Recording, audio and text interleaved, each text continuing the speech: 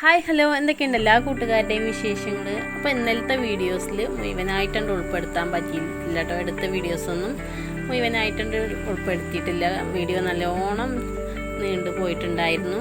പിന്നെ അപ്ലോഡ് ചെയ്യാനും നെറ്റൊക്കെ പെട്ടെന്ന് തന്നെ തീരുകയാണ് കേട്ടോ. അതുകൊണ്ട് തന്നെ വീഡിയോ വളരെ കുറച്ചാക്കിയാണ്ട് എങ്ങനെയൊക്കെ ചുരുക്കാൻ പറ്റുമോ അത്രയൊന്ന് ചുരുക്കി എടുത്തിട്ടുണ്ട് കേട്ടോ. അപ്പോൾ ഈ ഒരു വീഡിയോ തിങ്കളാഴ്ച ഇന്നത്തെ വീഡിയോ ആണ് കേട്ടോ. ഒന്ന് വൈകുന്നേരമാണ് ഞാൻ എഡിറ്റ് ചെയ്യണത്.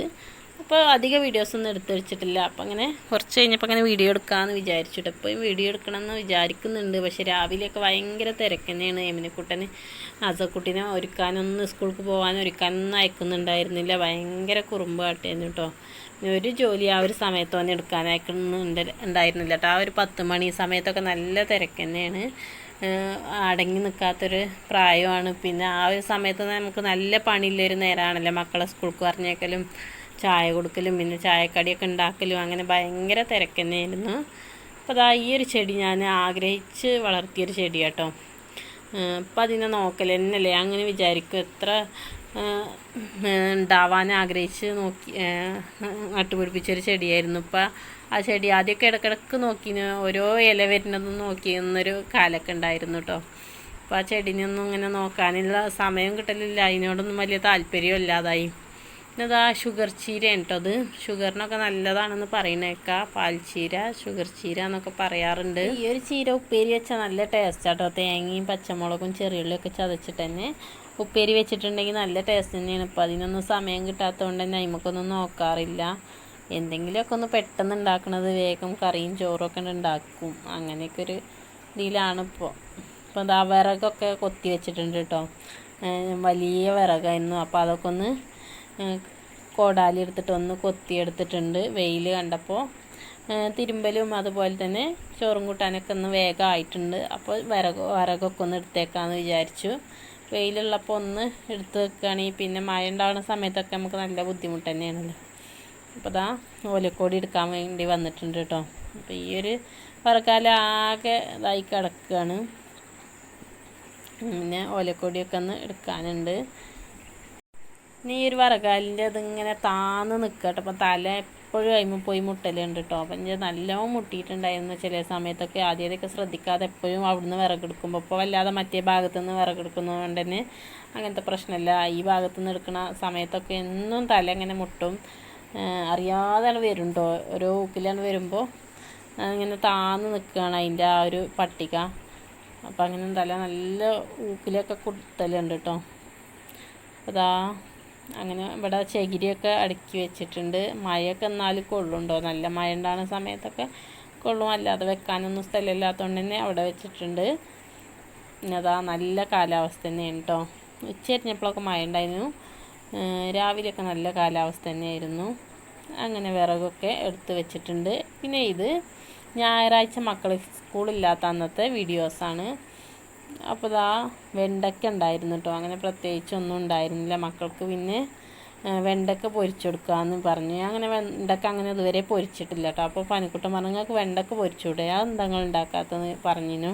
അപ്പോൾ ഞാൻ ഏതായാലും കട്ട് ചെയ്ത വെണ്ടയ്ക്ക കുറച്ച് കൂടുതലുണ്ടെന്ന് തോന്നിയിട്ടോ. അപ്പോൾ ഞാനൊന്ന് ചെറുതായിട്ട് കട്ട് ചെയ്ത് പൊരിച്ചാനുള്ള മസാല വെളുത്തുള്ളി ഇഞ്ചി ചതച്ചത് അതുപോലെ മുളക് പൊടിയും മഞ്ഞൾപ്പൊടിയും ഉപ്പൊക്കെ ചേർത്ത് കൊടുത്തിട്ട് തന്നെ ഒന്ന് മസാലയൊക്കെ ആക്കി വെച്ചിട്ടുണ്ട്. അപ്പോൾ പനിക്കുട്ടന് അത് ഇഷ്ടമായിട്ടുണ്ട്. വെണ്ടയ്ക്ക കറി ഉണ്ടാക്കാൻ വേണ്ടിയിട്ടും വെണ്ടയ്ക്ക താളിപ്പാണ് കേട്ടോ. തേങ്ങ നരക്കാതെല്ലാം ഒരു കറി ഉണ്ടാക്കാമെന്ന് വിചാരിച്ചു. അങ്ങനെ തക്കാളിയും മുളക് പൊടി മഞ്ഞൾപ്പൊടി പച്ചമുളകൊക്കെ ഒന്നിട്ട് വേവിച്ചിട്ട് ഒരു 2 തക്കാളി ഇടണം കേട്ടോ. എന്നിട്ട് ഒന്ന് വേവിച്ചിട്ട് കടുക് പൊട്ടിച്ചെടുത്തിട്ട് ഇതിലേക്ക് ലേശം കഞ്ഞിവെള്ളം ഒഴിച്ച് കൊടുക്കാം. അപ്പോൾ നമ്മുടെ വെണ്ടയ്ക്ക താളിപ്പ് റെഡി ആയിട്ടുണ്ട് കേട്ടോ. ലേശം പുളി കൂടി ഒഴിച്ച് കൊടുത്തിട്ടുണ്ട്. തക്കാളി വലിയ പുളി ഇല്ലാത്തതുകൊണ്ട് തന്നെ ലേശം പുളി കൂടി പിഴിഞ്ഞു ചേർത്ത് കൊടുത്തിട്ടുണ്ട്. വല്ലാതെ ലൂസായി പോയ കറി വലിയ ടേസ്റ്റ് ഉണ്ടാവില്ല. ഇനി ഇതാ നമ്മുടെ വെണ്ടയ്ക്ക പൊരിച്ചെടുക്കണം. അപ്പോൾ വെണ്ടയ്ക്ക പൊരിച്ചെടുക്കാനായിട്ട് ഓയിൽ ഉണ്ടായിരുന്നു കേട്ടോ. നേരത്തെ എന്തോ എണ്ണക്കടി ഉണ്ടാക്കി വെച്ചിട്ടുണ്ടായിരുന്നു. ഓയിൽ അവിടെ ഉണ്ടായിരുന്നു. അപ്പോൾ ആ ഓയിൽ ഗ്ലാസ്സിൽ ഒഴിച്ച് വെച്ചിട്ടുണ്ടായിരുന്നു.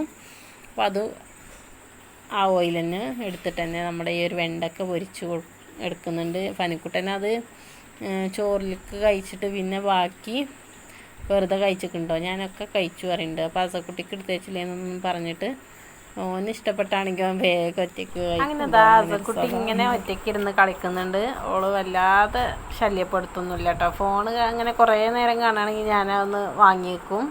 പിന്നെ വല്ലാതെ ഒന്നും ഉണ്ടാതെ ആള് സൈലൻ്റ് ആയിക്കാണ്ട് തന്നെ വേറെ എന്തെങ്കിലും കളിച്ചാൻ പോകും. ഫോണിന് രണ്ടാളാണെങ്കിലും ഞാൻ ഫോണിന് വാങ്ങി വെക്കുകയാണെങ്കിൽ പിന്നെ അതിന് വാശിയൊന്നും പിടിക്കില്ല. കാരണം ഞാനങ്ങനെ കുറേ നേരമൊന്നും ഫോൺ അങ്ങനെ കൊടുക്കാറില്ല കേട്ടോ. കുട്ടികൾ അടഞ്ഞൊന്ന് ഫോൺ കാണുമ്പോൾ തന്നെ എനിക്ക് ഭയങ്കര ഒരു ദേഷ്യം വരലാണ് കേട്ടോ.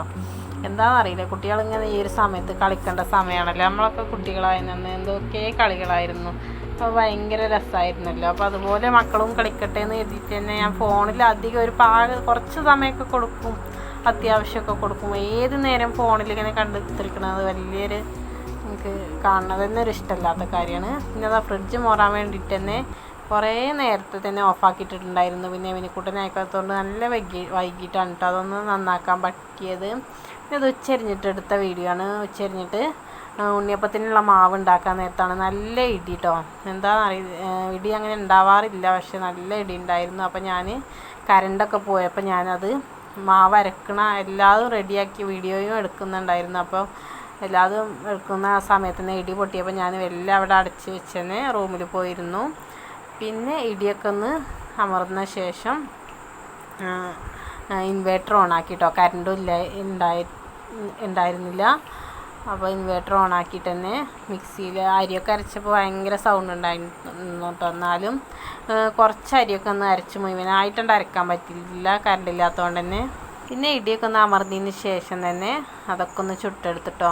അപ്പോൾ ഇൻവേർട്ടർ ആകുമ്പോൾ ലൈറ്റൊക്കെ ഉണ്ടാവും. ഞാൻ അതൊക്കെ ഒന്ന് ഓണാക്കിയിട്ട് തന്നെ ലൈറ്റൊക്കെ ഉണ്ടായിരുന്നു, പക്ഷേ മിക്സിയിൽ അരക്കാൻ വേണ്ടിയിട്ട് കുറച്ച് ബുദ്ധിമുട്ടി. പിന്നെ അതാ നമ്മുടെ സോഫ്റ്റ് ആയിട്ടുള്ള ഉണ്ണിയപ്പത്തിൻ്റെ റെസിപ്പിയൊക്കെ നമ്മളെ ചാനലിൽ ഇട്ടിട്ടുണ്ട്. എൻ്റെ വീഡിയോ നിങ്ങൾ ആദ്യമായിട്ട് കാണുകയാണെങ്കിൽ ഒന്ന് സപ്പോർട്ട് ചെയ്യണേ.